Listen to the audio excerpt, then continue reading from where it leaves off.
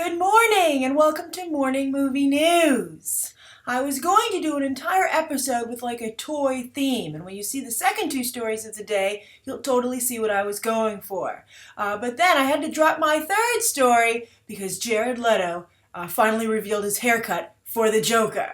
So we're going to talk about that because finally some legitimate Suicide Squad news, and I think that it's interesting that as David Ayer promotes this project, he seems to be playing favorites with Jared Leto's Joker. I think that a lot of the success of the film does hinge on the choices that are made here. I think Jared Leto is well known for making very distinctive and outside of the box choices as an actor and as an artist. I think he does have a very strong artistic side to him in terms of how he views this as a craft. So I think that's one of the reasons I'm excited to see his Joker. As I tweeted during the Oscars, we don't know what it's going to be like, but we do know it's going to be out there. And I think, I'm hoping unexpected, which is why I'm a little disappointed in the haircut. And I can see some of you already being like, I knew it! I knew you couldn't be excited about something for DC. But let me explain to you my thinking. So there were two different sides to this look that were debuted yesterday. One is that Jared Leto attended a public event, so he had to show off his new hair. But it's not green, it's platinum blonde. And I think that they're going to just dye it green when he's on set, which I think is one way to keep the character's look under wraps. While they're teasing it certainly quite a bit in the social media for the film, maybe also they're trying to move away from Margot Robbie and Will Smith temporarily, considering that Focus didn't do particularly well at the box office. You would think they'd be teasing Harley Quinn like crazy, but it's interesting. I think, maybe that's good for the movie, because, you don't want Harley Quinn to overshadow the Joker, because her character doesn't really work without a strong Joker, right? So I think this is a good first step for Suicide Squad in creating its public image. So anyway, I think that, and speaking of the Joker's look, what I was saying was that with Heath Ledger, they worked very hard to keep the look of the character under wraps. And it was really only debuted, I believe, towards the very end of the ad campaign. Even the beginning was just his voice, and I remember quite famously they had a still from the set, and they had the Joker during, I believe it was the bank robbery, but he was behind a pane of glass, his face. And then, of course, that famous first poster where he was also behind a pane of, frosted glass. So you got kind of an idea of where the character was headed, but you didn't get a full reveal until you could see him in all his glory. And I hope that's kind of what they do here. I think these hints right now are good. For instance, the green that we do see is just from, just the back of his head. And it was actually, I believe, put up on the internet by the hairstylist showing a test for the color. Some people have guessed that they're going to dye his hair green in shades. I don't think so. I think it's a tint, and this will allow Jared Leto to shoot the film and make public appearances without giving away the full look of the Joker. So going for an electric green color for the hair is very interesting indeed. I think it's definitely a very different look than what Heath Ledger went for, and I think it's going to maybe play up some more of the punk rock kind of maybe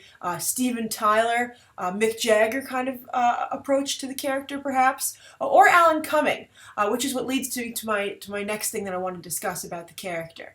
The haircut, when it first debuted, the platinum blonde that we got to see so well. Oh, by the way, don't you think that this haircut really plays up Jared Leto's cheekbones?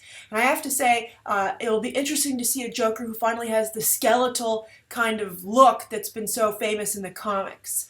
A little bit prettier, perhaps, than the Joker has ever been, but I think that it's a good idea to have a different physicality for the character than we've seen on the big screen. Of course, Cesar Romero didn't look like that, Jack Nicholson. I think young Jack Nicholson, I almost feel sometimes like they cast older Jack Nicholson just as kind of like because they couldn't get young Jack Nicholson anymore. And they're like, this is the next best thing. Because I think when he was a younger actor and, a little more spry, I think he would have made a perfect Joker. Kind of like when he was in The Shining. But then, of course, Heath Ledger was more like thinner, I guess you could say, than Jack Nicholson, but he had a little bit more physicality to him, a little bit more muscle than Jared Leto's very thin look. And he's almost a little bit incorporating maybe parts of the character into his wardrobe and his public appearances, because that's kind of a Jokery look he's sporting right there.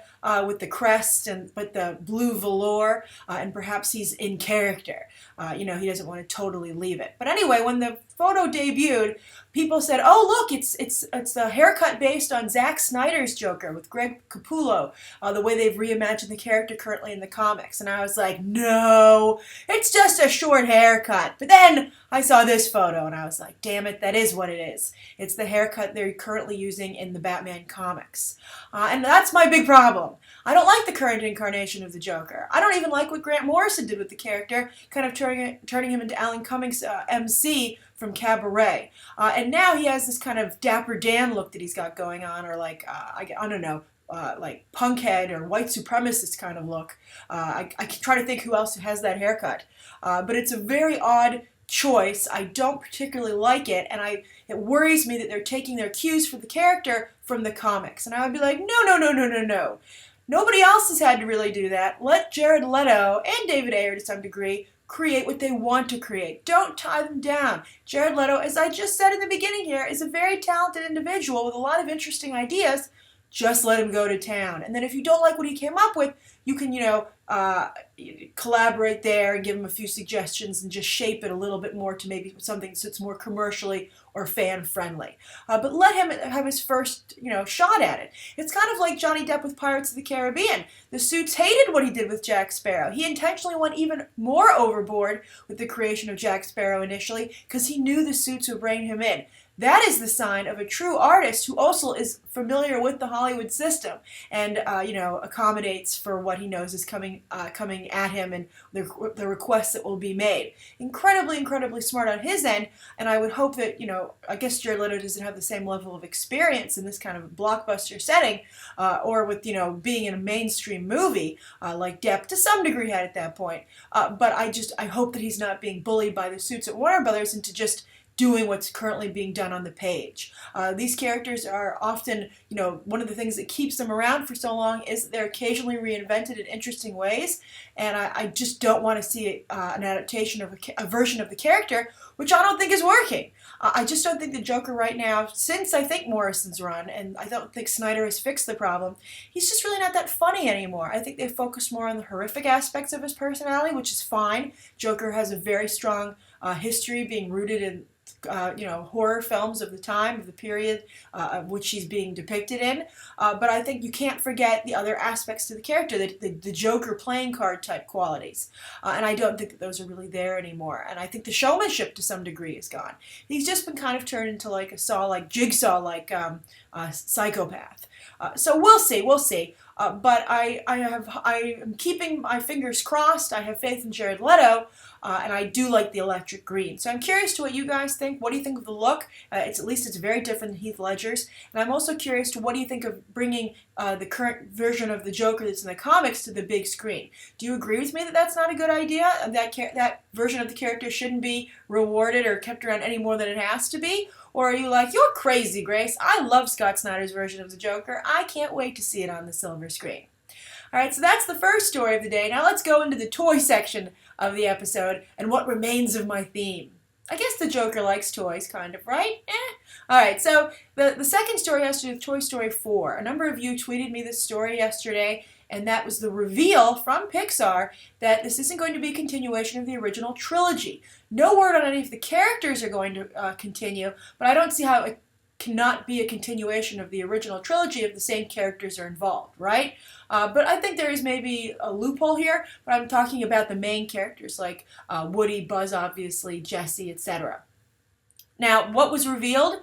Well, it will be a new story focused around toys. However, it won't focus so much on the relationship between toys and their child owners as the first three movies did, but it's going to be a romantic comedy, which will mostly just take place in the world of toys. I think that's a very interesting idea, but I think if you're not going to bring in the child ownership aspect, what is the point of telling it with toys, right? I think that's the kind of the whole basis for the whole franchise and the whole idea behind it and what gives it depth. why see two toys fall in love if they're just going to do it in their own world? Then you're just telling any romantic comedy, right? I guess they might use toy humor. Maybe these toys will fall in love in a toy store.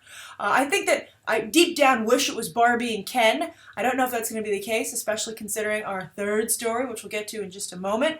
But I think those characters are really a lot of fun. They've already been explored their relationship a little bit in Hawaiian Vacation, the Toy Story short. And I think there's a lot that can be explored with them. And I just love that depiction of Ken. I thought it was really a fun idea. And Michael Keaton just really knocked it out of the park in terms of what he did with the character. Talk about being able to take artistic license, right? I think that really benefited the story, what Pixar was allowed to do with Ken.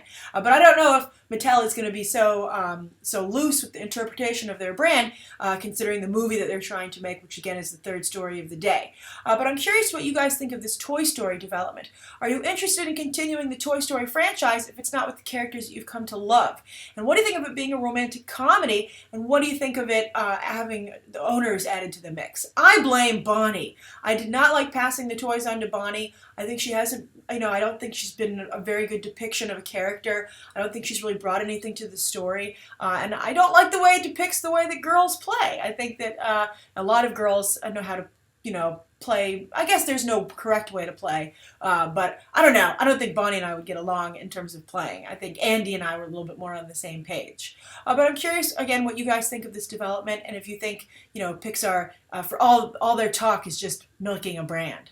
All right, and now for the third story of the day, which, as I said, focuses on the upcoming Barbie movie.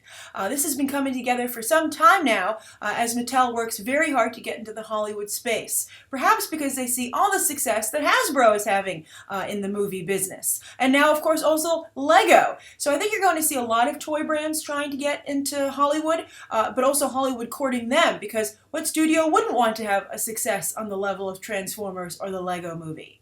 And I think the Lego movie is a very important success to look at here, because I think that that's the current trend now in toy movies. And you're seeing a lot of studios try to duplicate the tone of that film in their own properties. And I think we're going to see that maybe potentially with Barbie, especially because the reason this is in the news right now is because Diablo Cody, the writer on Juno, Jennifer's Body, and Young Adult, often pairing with Jason Reitman, has just been hired to rewrite the original script by Jenny Bix. Now, Diablo Cody is a very, I guess you could say feminist or pro-woman screenwriter, but so is Jenny Bix.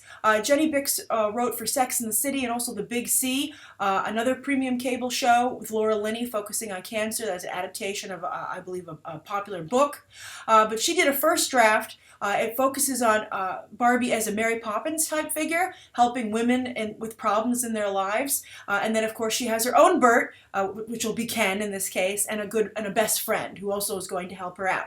Mary Poppins, though, is a pretty high bar to measure yourself up against. Julie Andrews, of course, was also young when she played that role. The styling might have been older, but I would imagine Julie Andrews is the age of the character of the actress they want to play Barbie, unless they're going for like a teen kind of look or something like that. But I think that Julie Andrews was wonderful in the role, and we can only hope that Barbie will be that good. But I think Diablo Cody is a very interesting hire and a promising hire. I think she does speak to the tone of the Lego movie, and you might see Barbie become a little bit self-aware in some of the humor, perhaps, in the movie.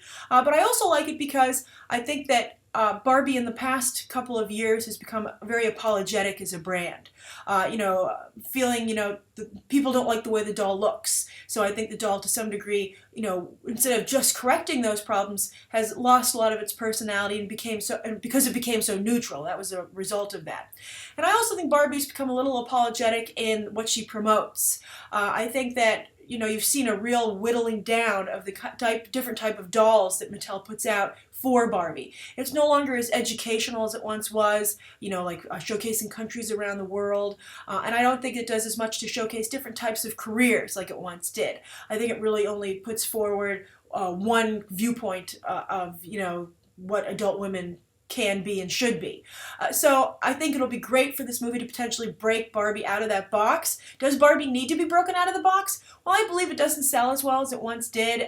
Certainly not the toy titan of its heyday. But I think that might just speak to the problem with toys overall, and that video games are so much more popular these days, and toys are having trouble competing. We'll see, and we'll see how much leeway Mattel is willing to give Sony, the studio behind this movie, in what they do. But if you're hiring Diablo Cody, I think that right there speaks to a lot of leeway. But I'm curious, what do you want out of a Barbie movie? Can you make a good Barbie movie? Do you want it to be very self-aware and, humorous in the tone of the Lego movie? Or do you want something a little more traditional, like, say, Disney's live-action Cinderella, which is coming out next week? Is that something that you would prefer from your Barbie film? I guess it all depends on what you got out of the doll, or what you get out of the doll right now, or what you would think someone should get out of the doll if perhaps you don't want to play with Barbie yourself. All right, so those are the 3 stories of the day, and now on to the viewer question from Faith2NYC, aka Christina. And Christina says, "Hello, Grace. I have a question about Emily Blunt's role in the sequel, actually it's a prequel, to Snow White and the Huntsman. I was wondering how much it would affect Emily Blunt's chances on being cast as Captain Marvel, aka Carol Danvers. Does her being in a movie alongside Chris Hemsworth help or hurt her chances in landing the role? How closely will Marvel watch her and Chris Hemsworth working together, or is that something that doesn't even factor into the equation? As always, thank you for your time. Keep up the good work and have a good day. Smiley face, Christina." Well, interesting question. I think that there are different factors, a couple of different factors at play here. I think as far as the Chris Hemsworth relationship goes, I don't think that Marvel or Kevin Feige is going to check to see the charisma or the chemistry between the two of them. I think that where that comes into play is whether or not Chris Hemsworth, while he's talking to Kevin Feige and Joss Whedon, etc., will say to them, "Hey, I'm working with Emily Blunt right now over on the Huntsman prequel to Snow White, and she's really great. I think you should really consider hiring her for Carol Danvers." That's how that would come into play. Now, the other potential things how this could influence this casting are 2 other areas. One, box office success. Although I think they're going to cast Carol Danvers. They might have already cast Carol Danvers, by the way. But I think that casting will take place probably before The Huntsman hits theaters. But anyway, if it were going to take place after The Huntsman, they would look at the box office numbers. And if it was very successful, they'd say to themselves, okay, clearly Emily Blunt maybe not the box office poison we once thought. Edge of Tomorrow did pretty well worldwide after all at the end of the day. Now The Huntsman did well. Into the Woods, not bad, although I think Into the Woods could have performed a little bit better. I don't think it quite met expectations, and I think the real question they're probably going to be asking themselves over at Disney Marvel is, was that partially Emily Blunt's fault? But anyway, so box office, and if she can have a win there, I think that'll help her considerably. Just like I'm sure that if you haven't cast the role yet, Mad Max will be watched very closely for Charlize Theron's box office prowess. She's also, of course, in The Huntsman, that prequel, and she has the original Snow White already in her corner, which was a solid hit at the box office and relied very heavily on Charlize Theron's performance in the ad campaign. So that could be helping her already. Then the other potential problem, though, is that this is a Universal film, The Huntsman, and this brand, this Snow White brand. So, it is produced by Joe Roth, though, who does have a relationship with Disney, so he could potentially also sing Emily Blunt's praises to the studio. But I think that they could potentially go, hey, you know what? Emily Blunt, she's a big Universal person at this point. She's also, Edge of Tomorrow was Warner Brothers. She's not really as in-house as we would like her to be, so let's go and get someone that we can get to be an in-house property. We'll see if that's the case, but at the same time, they could say, let's lock that down. Let's get her in as a Disney person and keep her from all the other studios being able to use her. We did like working with her on Into the Woods. She was great advertising the film. She really went to bat for the property, and she's a real team player, so we're going to bring her over and bring her into Disney. Although I have to say, considering the muted success of Into the Woods, I'd still be somewhat concerned about bringing her on board from a business perspective, even though I think from a creative perspective, she's a perfect choice for the role. We'll see. I think that Charlize Theron and Emily Blunt probably are the 2 best choices for Carol Danvers, and we'll see if one of them gets it or if they just go totally out of left field and pick somebody else. We'll see. We'll see. So thank you for your question, Christina. Thank you, everybody, for tuning in today. Please write down below what you think of today's top 3 stories and the viewer question, anything you'd like to see covered on Monday, and any questions that you might have. Thanks for watching. Bye.